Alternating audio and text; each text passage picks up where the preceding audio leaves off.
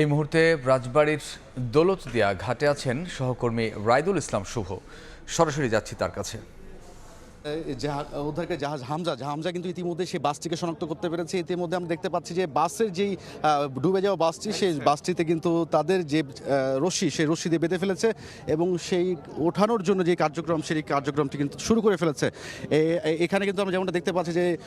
নৌ পরিবহন মন্ত্রণালয়ের সচিব সহ বিভিন্ন ঊর্ধ্বতন কর্মকর্তারা কিন্তু ঘটনাস্থল পরিদর্শন করতে এসেছেন এবং এর পাশাপাশি কিন্তু আমরা যেমনটা জানি যে এই ঘটনাস্থলে কিন্তু এসে পৌঁছেছেন যিনি প্রতিমন্ত্রী আছেন, নৌ পরিবহন প্রতিমন্ত্রী, কিন্তু ঘটনাস্থলে এসে পৌঁছেছেন এবং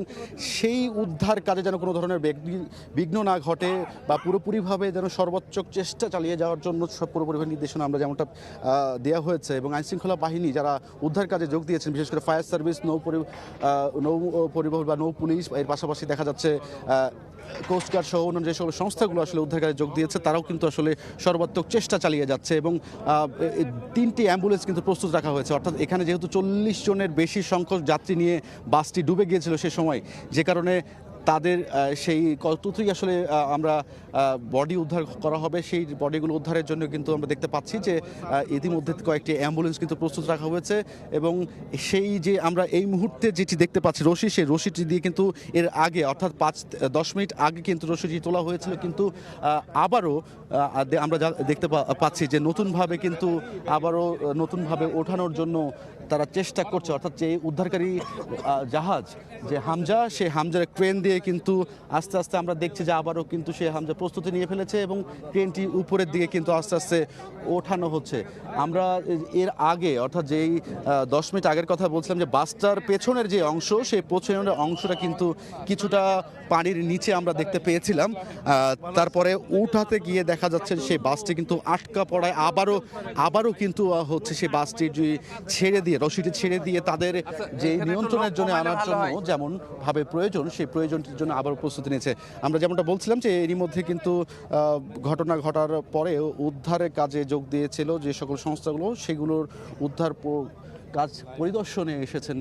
নৌ পরিবহন মন্ত্রণালয়ের প্রতিমন্ত্রী, সচিব সহ অন্যান্য যারা ঊর্ধ্বতন কর্মকর্তারা আছেন, তারা কিন্তু ইতিমধ্যেই সেই ঘটনাস্থল পরিদর্শন করছেন এবং যে সংস্থাগুলো উদ্ধার কাজে যোগ দিয়েছেন তাদেরকে আসলে এই উদ্ধার কাজে কোনো ধরনের কোনো কমতি যেন না হয়, সেই দিকেই আসলে নির্দেশনা দিতে আমরা যেমনটা দেখতে পেয়েছি এবং পুরোপুরিভাবে আসলে প্রস্তুতিও কিন্তু গ্রহণ করেছে উদ্ধারকারী যেই জাহাজ হামজা, সেই হামজার রশি কিন্তু আস্তে আস্তে আমরা যেমনটা দেখতে পাচ্ছি যে ক্রেন দিয়ে কিন্তু উপরের দিকে ওঠানো হচ্ছে, যেহেতু পুরো বাসের জানালা বা দরজাগুলো যেন কোনো কিছু ভেঙে না ফেলা হয়, যে কারণে আসলে অনেক বডি সেই বাসের জানালা বা ভেসে যাওয়ার জায়গা থেকে আসলে তারা এই সিদ্ধান্তে নেয় এবং পুরোপুরিভাবে বাসটি যেন উদ্ধার করতে পারে, সেটি আসলে জন্যই আমরা যেমনটা দেখতে পাচ্ছি যে তারা কিন্তু সেই কাজে ওইভাবেই করে যাচ্ছে বলে আমরা যেমনটা সেই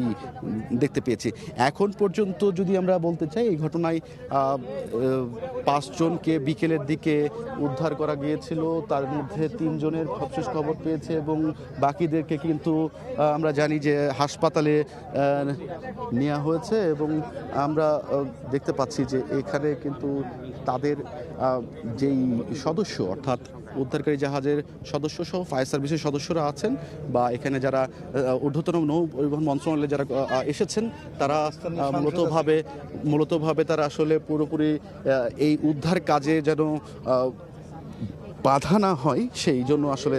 চেষ্টা করছেন। তারা তাদের মতো করে একটা নির্দেশনা দিয়ে যেন যতটা দ্রুত সম্ভব সে জাহাজটি উদ্ধার করা যায়। তা আমার কাছে সব কিছু মিলিয়ে দৌলতদিয়া ঘাট থেকেই ছিল আমার কাছে সব শেষ।